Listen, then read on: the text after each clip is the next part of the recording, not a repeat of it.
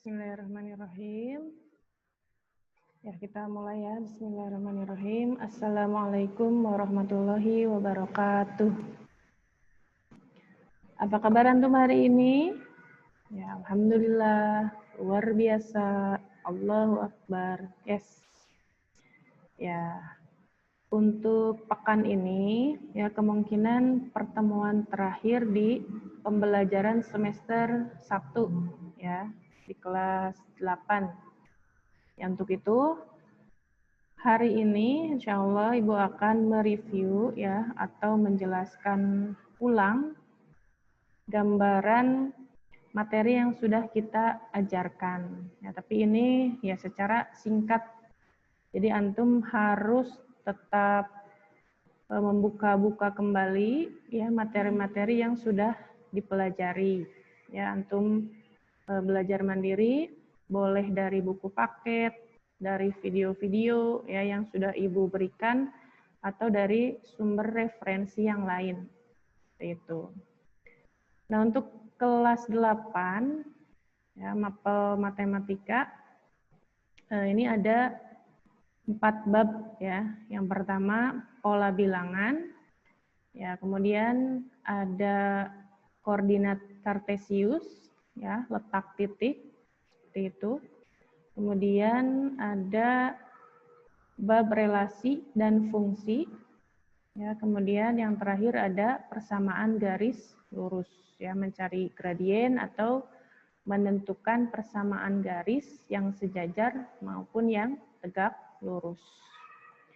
Nah, ini materi pertama, ya, antum perhatikan, tidak boleh di skip, ya, antum pahami baik-baik, ya. Untuk yang pertama, yaitu pola bilangan. Nah, pola bilangan ini ada yang polanya teratur, ya, dalam arti tetap. Jadi kalau misalkan beda 2, terus beda 2 ya, tambah 2, bilangannya itu. Atau kurang, ya, kurangi 3, kurang 3, terus ya bilangannya itu. Itu kalau tetap. Ada juga yang tidak beraturan, artinya bisa loncat 1, kemudian loncat 2, selanjutnya loncat 3 ya, tambah 3, tambah 4, ya, atau tambah 2, tambah 4, ya, tambah 6 gitu, bilangan selanjutnya. Jadi itu ada yang pola bilangannya itu tetap, ya, penjumlahan atau pengurangannya tetap, ada yang tidak beraturan. Nah, kita harus menyelidiki apakah pola bilangan ini pola bilangan tetap atau pola bilangan tidak beraturan. Nah, kemudian yang antum harus pahami juga rumus-rumus ya nanti bagaimana pola persegi, bagaimana pola segitiga, ya, kemudian pola persegi panjang, kemudian pola bilangan genap, bilangan ganjil, gitu, bilangan aritmatika, bilangan geometri. Nah, itu rumus-rumusnya antum ingat-ingat, ya. Nah, ini kalender ya dulu, tambah 7, tambah 7. Nih.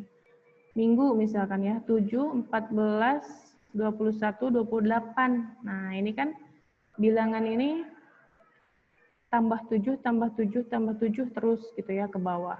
Sama yang Senin juga, 1 tambah 7, 8, 8 tambah 7, 15, 15 tambah 22, 15 tambah 7, 22, kemudian ditambah 7 lagi 29.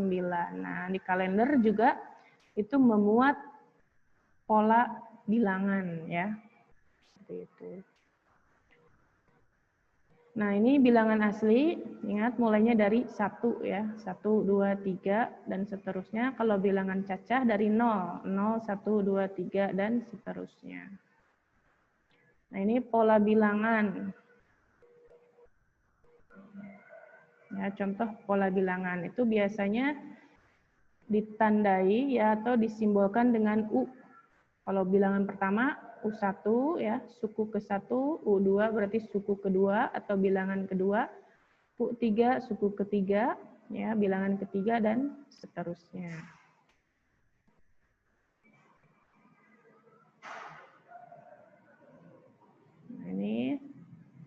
rumus-rumusnya ya.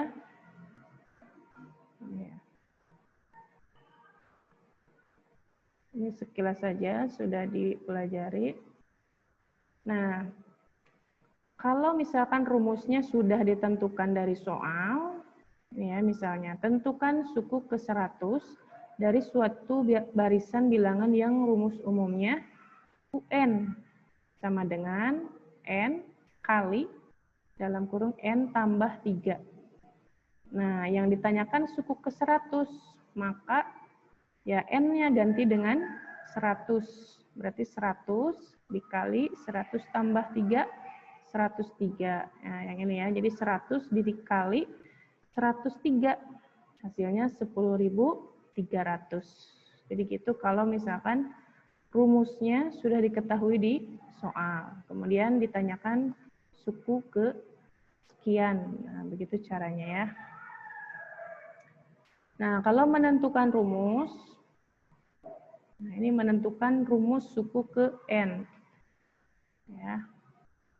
Yang A 1, 3, 5, 7. Nah, berarti ini berderajat 1 ya. Karena apa? Karena ya ini 1 ke 3, 2, 3 ke 5, 2.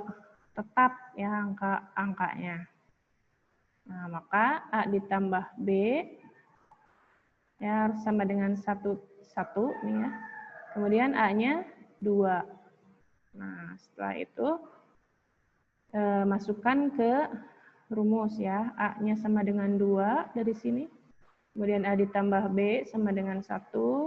Maka cari A-nya ya, cari B-nya dengan cara A-nya diganti dengan 2. 2 ditambah B sama dengan 1. B-nya 1 ini jadi ke kanan. 1 kurangi 2, jadi negatif 1. A-nya 2, kemudian B-nya negatif 1. Maka ini ya rumusnya AN ditambah B. A-nya 2, berarti 2N kurangi 1 ya. B-nya kan negatif 1. Maka ketemulah rumusnya 2N kurangi 1. Nah, kalau ini ditanyakan suku ke 100. Oh, berarti ganti N-nya dengan 100. 2 kali 100, 200 dikurangi 1, 199. Jadi begini cara mencari rumus ya. Rumus dari suatu pola bilangan.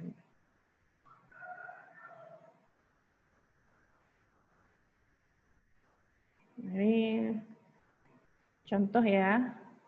Dulu contoh dari ulangan bab 1.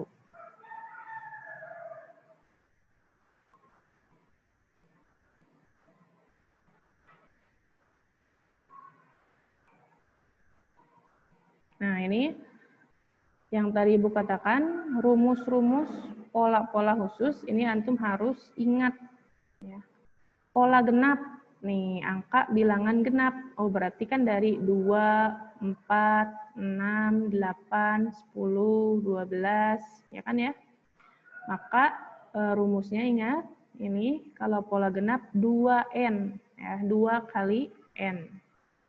Kemudian kalau ganjil kan 1, 3, 5, 7, 9, 11 ya.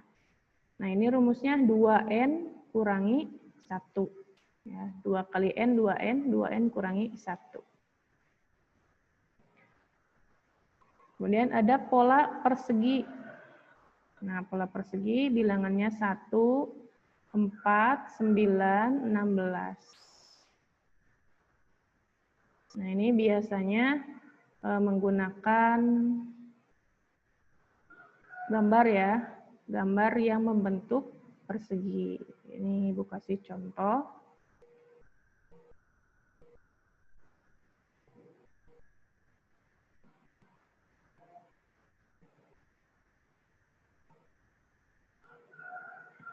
Nah, pola persegi misalnya begini ya.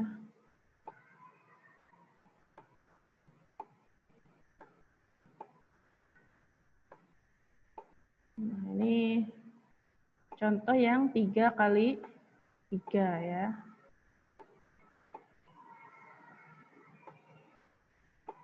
Ini titik ya, titik. Nah, kalau seperti ini kan membentuk persegi ya, kalau dikasih garis. Nah, kalau dihitung, ini persegi kan rumusnya sisi kali sisi, 3 kali 3, 9. Nah, ini ada 9 titik. Ya, ada 9 titik. Kemudian kalau 4, ya, panjangnya 4, lebarnya juga 4. Nah, ini akan membentuk titik berapa banyak? Ya, kalau dihitung ya 16 ya, 4 kemudian kali 4 ya, ada 16 titik ya atau bulatan. Nah, ini membentuk pola persegi. Kalau persegi panjang, nah ini kan yang tadi ya rumus persegi n kali n ya, n kuadrat. Kalau yang persegi panjang n kali n tambah 1. Ya, bisa contohnya 2, 6, 12, 20. Misalnya ini ya. Nah, ini 1 kali 2, 2. Kemudian yang 6, 2 kali 3. Gambarnya bisa seperti ini.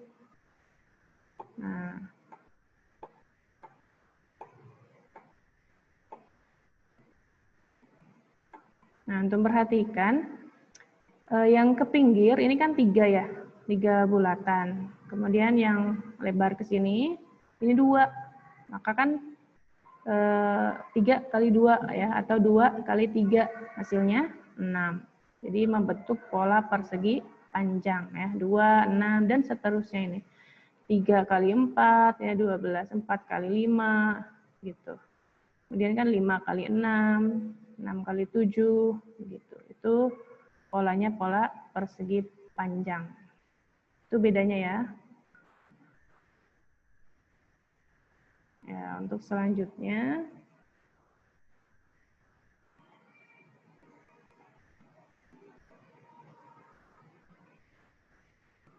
pola segitiga.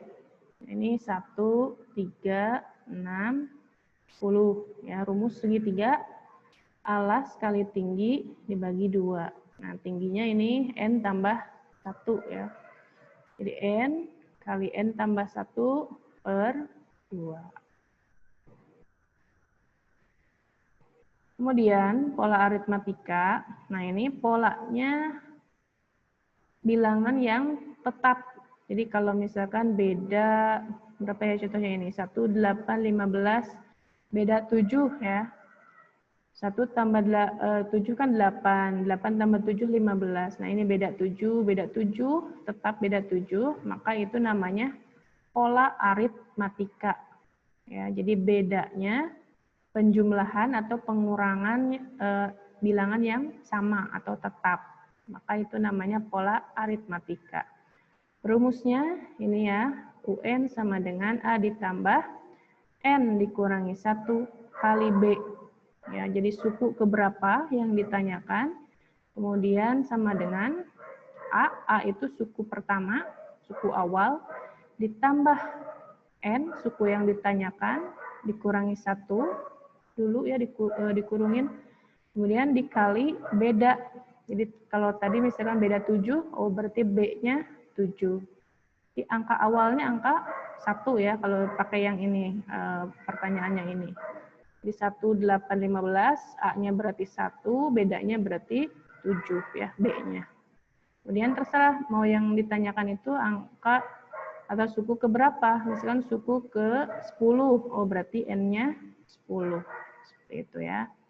Kemudian kalau ditanyakan jumlah suku ke, ya, misalkan pertanyaannya berapakah jumlah 5 suku pertama.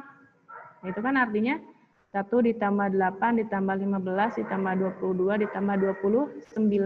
Ya, boleh manual seperti itu atau pakai rumus ya, SN. Ya, SN itu jumlah suku sama dengan setengah N dikali A ditambah UN. Kalau yang ini setengah dari N, suku yang ditanyakan berapa? Suku ke 100 misalkan. 100 suku pertama, berarti setengah kali 100 dikali ya, A ini angka awal. Angka awal ditambah angka akhir, UN, kalau yang ini ya. Nah, atau pakai rumus yang ini, SN sama dengan setengah N dikali 2A ditambah N kurangi 1 kali B. Lihat, ini ada kemiripan. Ini A ditambah N kurangi 1 kali B. Yang ini tapi ada 2-nya dan ada setengahnya. Ya. Itu B bedanya ya. Nah, ini contohnya. Ya, barisan aritmatika 40, 45, 50, 55. Berapakah suku ke 10 dan S15 ya, jumlah 15 suku pertama. Nah, maka angka awalnya ya, A-nya 40, bedanya ini 5 ya, beda 5, beda 5. Nih. A-nya 40, B-nya 5, kemudian masukkan ke rumus A ditambah N kurangi 1 kali B. 40 ditambah 10 kurangi 1 kali 5. Hasilnya 85.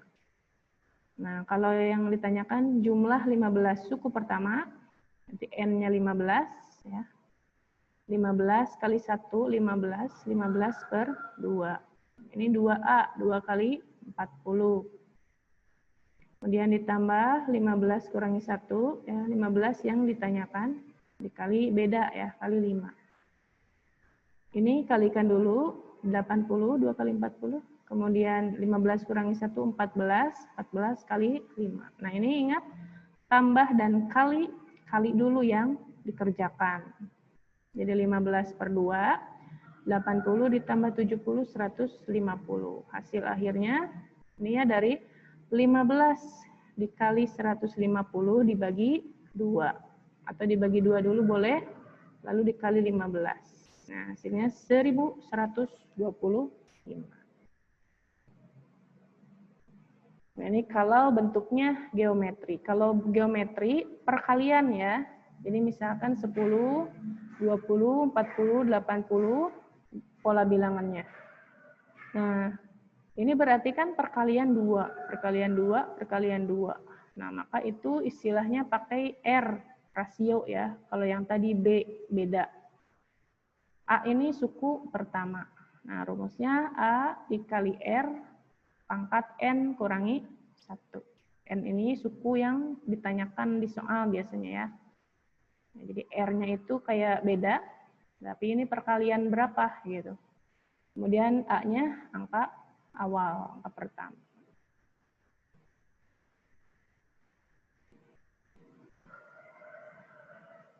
Nah, itu untuk bab 1 ya.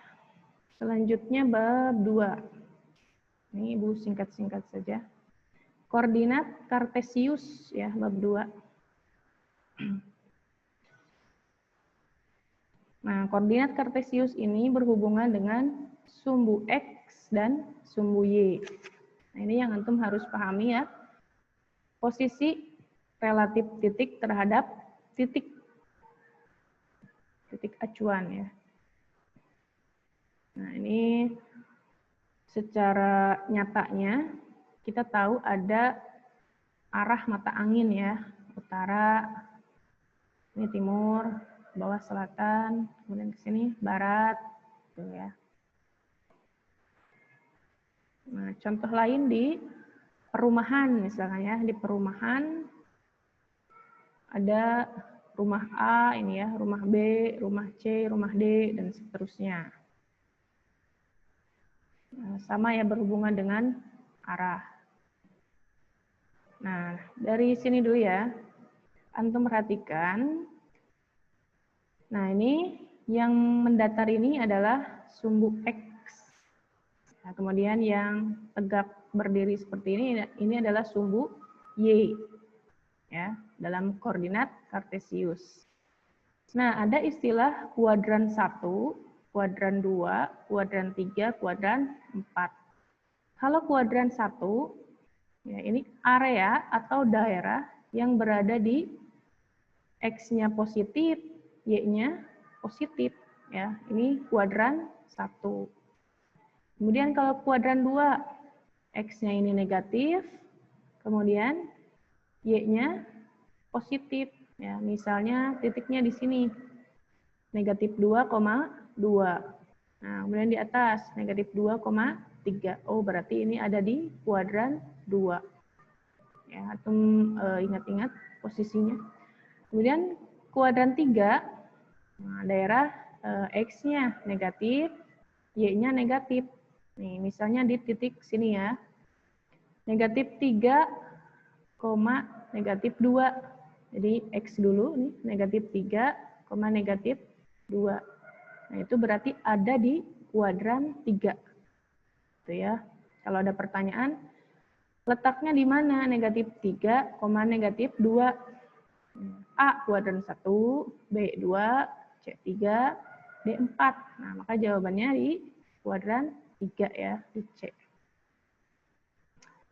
Nah, kalau kuadran 4, berarti X-nya positif, kemudian Y-nya negatif. Nah, contohnya titiknya di sini, 4, negatif 2. Nah, berarti ada di kuadran 4. Nah, antum harus bisa membayangkan. Ya, kalau nanti tidak ada gambarnya, berarti antum gambar dulu di potretan. Ke kanan positif, ke kiri negatif, ke atas positif, ke bawah negatif. Ya, di sini 0 ya. Tuh. Kemudian titik relatif ya, yang ini nih. Nah, yang contoh ya. Tentukan posisi relatif titik B, C, D terhadap titik A 3,1. Nah, rumusnya tinggal dikurangi nih. Titik yang ditanyakan dikurangi titik acuan. Nah, titik yang ditanyakan kan ini BCD. Titik acuannya 3,1. Nah, berarti posisi relatif B terhadap A 1 kurangi 3 negatif 2. 5 kurangi 1 4. Kayak ini ya, negatif 2,4. Yang C negatif 3 kurangi 3, 0. Kemudian 4 kurangi 1, 3. Ini ya, negatif 3 kurangi 3, negatif 6. 4 kurangi 1, 3. Berarti negatif 6,3. Ini CA ya. Titik C terhadap posisi relatif titik C terhadap titik acuan A. Ya, negatif 6,3. Yang D, 5 kurangi 3, 2. Negatif 2 kurangi 1, negatif 3. Ya. Jadi 2, negatif 3. Nah, ini. Jadi kalau dijelaskan, ya, untuk perhatikan contoh yang ini ya, yang C terhadap A. Posisi relatif titik C terhadap A, negatif 6,3. Ini artinya, ini kan A nih, titik A di sini, kemudian di sini C. Nah, maka negatif 6 itu artinya ke kiri 6, ya. Ini kan X, Y. Nah, antara kalau X-nya antara kanan atau kiri, kalau 3 ini kan sumbu Y ya, berarti antara atas atau bawah. Kalau negatif berarti kiri, kalau positif berarti kanan. Ya, kalau yang Y-nya, kalau positif berarti atas, kalau negatif berarti bawah. Nah, ini negatif 6,3. Artinya ke kiri 6 langkah, kemudian ke atas 3. Nah, di sini digambarkan ya. Jadi posisi titik C itu terhadap A, ke kiri 6, ya, kemudian ke atas 3. Seperti itu. Itu untuk titik C terhadap A. Begitupun dengan B ya. Tadi hasilnya negatif 2,4. Berarti ke kiri 2, ke atas 4. Seperti itu. Itu ya untuk posisi relatif. Ini sama ya, negatif 3 kurangi 3, negatif 6, 4 kurangi 1, 3. Sedikit ya kalau koordinat, jadi harus paham letak titik, kemudian posisi relatif suatu titik. Nah, ini selanjutnya ya, relasi dan fungsi. Bab 3 ya ini. Nah, ingat, relasi itu adalah hubungan. Kemudian fungsi. Nah, kalau fungsi ini harus ya, yang A itu harus memilih, ya, milihnya harus satu, jangan lebih dari satu.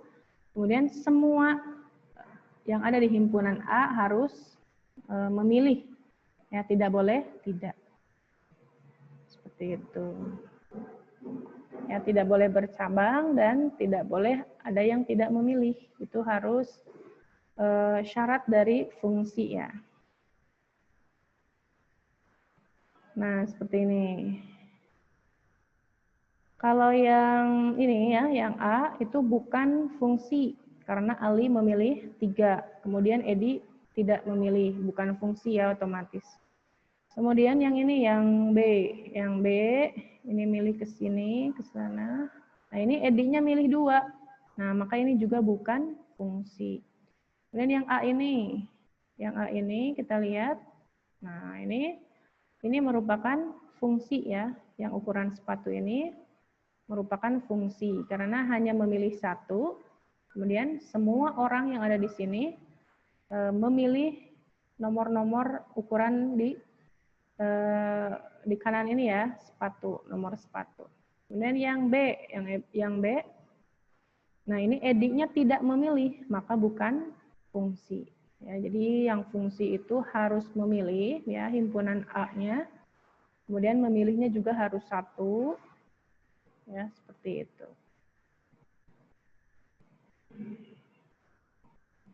Nah, ada daerah asal, daerah kawan, daerah hasil. Ini kalau daerah asal itu A-nya ya, himpunan A, kemudian daerah kawan, himpunan B, daerah hasil, daerah yang dipilih. Ya, daerah yang dipilih saja. Nah, ini contohnya. Kalau domain berarti negatif 1, 0, 1, 2, 3. Kalau kodomain, ya, daerah kawan, itu semua yang B, 0, 1, 4, 9, 6, ya. 6, 9 bisa ya. Biasanya diurutkan. Kalau range, kalau hasil, nah itu daerah yang dipilih saja. Jadi yang B, tapi yang dipilih saja sama A. 0, 1, 4, 9. Yaitu range atau hasil. Nah, ada rumus banyak pemetaan atau banyak fungsi dari dua himpunan. Ya, kalau ditanyakan ini nih. Misalnya himpunan A ada 3 anggota, himpunan B ada 2 anggota, maka banyaknya fungsi dari himpunan A ke himpunan B. Nah, ini tinggal pangkatkan ya, B pangkat A. Jadi banyaknya B, ya, banyak himpunan B, pangkat A. Nah, kalau pertanyaannya fungsi dari A ke B, ya dibaliknya jadi B pangkat A. Kalau dari himpunan B ke himpunan A, oh berarti A pangkat B. Nah, ini dari himpunan A ke himpunan B, maka B pangkat A, 2 pangkat 3. 2 kali 2 kali 2, 8. Jadi ada 8 fungsi ya yang memungkinkan seperti itu. Nah, ini ya. Banyak pemetaan dari A ke B, oh berarti B pangkat A, 5 pangkat 3. 125.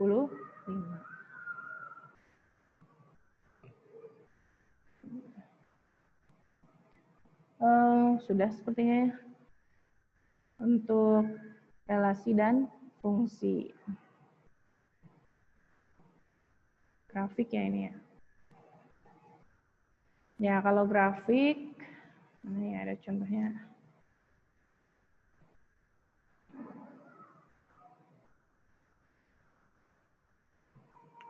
Tinggal mengganti nilai X-nya sih ya, kalau grafik.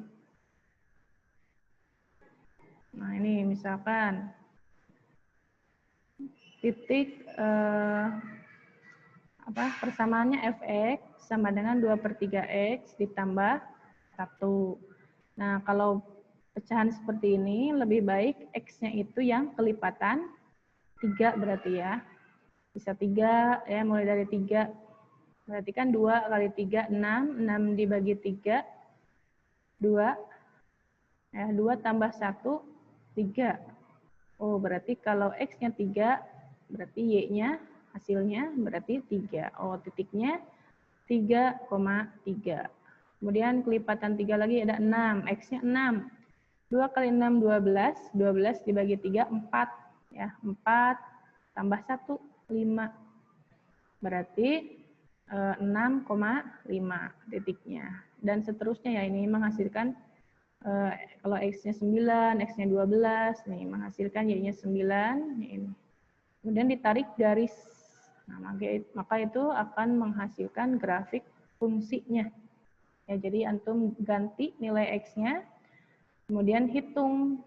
Nah, perhitungan itu akan menghasilkan nilai Y. Jadilah titik koordinat X, Y. Ya. Seperti itu. Itu diingat-ingat kembali. Nah, untuk selanjutnya yang terakhir ya. Yang terakhir ini masih baru. Persamaan garis lurus. Nah, antum harus paham mencari gradien, kemudian menentukan persamaan garis, baik itu yang sejajar maupun yang tegak lurus. Nih, ya, gradien, titik potong. Ya. Ada sejajar, ada tegak lurus.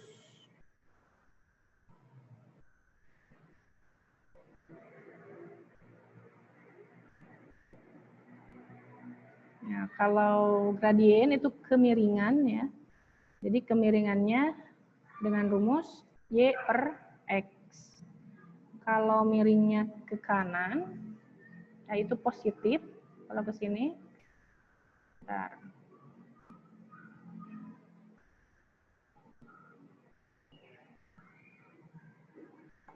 Nah, kalau miringnya ke kanan berarti positif. Ya, positif ini tingginya berapa? Misalkan 2. Ini ke sininya yang horizontalnya 5.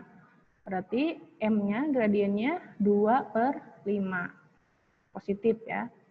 Tapi kalau seperti ini, nah ini negatif. Kalau garisnya seperti ini negatif, tinggal hitung Y-nya berapa. Misalkan 3, yang ini 4. Berarti M-nya sama dengan negatif 3 per 4. Gitu. Jadi hitung Y-nya berapa, X-nya berapa. Ya, Y-nya yang begini, yang berdiri, X-nya yang miring ya, yang tidur ya.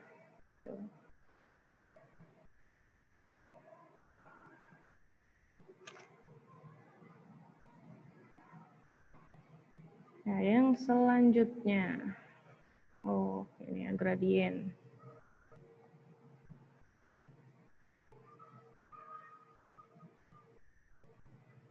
Nah, kalau gradien sejajar, maka M-nya sama ya. Nah, yang ini ya. Jadi kalau nanti di persamaan, kalau yang ditanyakan persamaan garis yang sejajar, maka menggunakan M yang sama. Tetapi kalau misalkan yang tegak lurus, maka dikalikan ya. M1 dikali M2 sama dengan negatif 1. Nah, M1-nya berapa? Kemudian kali M2. Atau cara cepat ya, yang sudah Ibu ajarkan, misalkan M1-nya 4 per 3. Ya. Maka M2-nya kalau tegak lurus, itu jadi, tadi M1-nya 4 per 3 positif. Nah, maka M2-nya jadi negatif. Negatif, kemudian si angkanya dibalik, jadi 3 per 4. Maka M2-nya negatif 3 per 4. Kalau M1-nya negatif, negatif 2 per 5. Oh, berarti M2-nya positif 5 per 2. Seperti itu ya, itu kalau tegak lurus. Kalau sejajar ya tidak usah dihitung ya. Kalau M1-nya 2, M2-nya 2. Nah, baru nanti dimasukkan ke rumus Y dikurangi B, ya Y dikurangi Y1 ya yang itu. Kemudian M dikali X kurangi X1.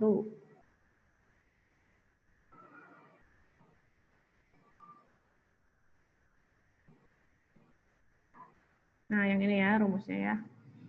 Jadi M-nya, gradiennya, antum temukan dulu, cari dulu.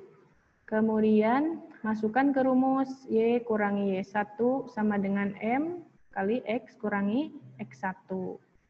Ya, Y dan X ini tetap, kemudian X1 dan Y1 adalah titik, ya, titik yang dilalui atau titik yang ditentukan di soal. Ini antum pelajari lagi. Ada yang sejajar, ada yang tegak lurus. Nah, itu antum harus paham ya. Sudah, materinya cukup sampai di sini. Ya, jadi antum ingat-ingat tentang pola bilangan, tentang koordinat kartesius, kemudian relasi dan fungsi, dan yang terakhir persamaan garis lurus ya, meliputi gradien dan menentukan persamaan garis. Nah, soalnya insya Allah nanti itu sekitar 40 ya, 40 soal, 90 menit. Nah, mudah-mudahan banyak yang nilainya 100. Gitu ya. Ya, selamat belajar, selamat berjuang dalam PAS terutama ya.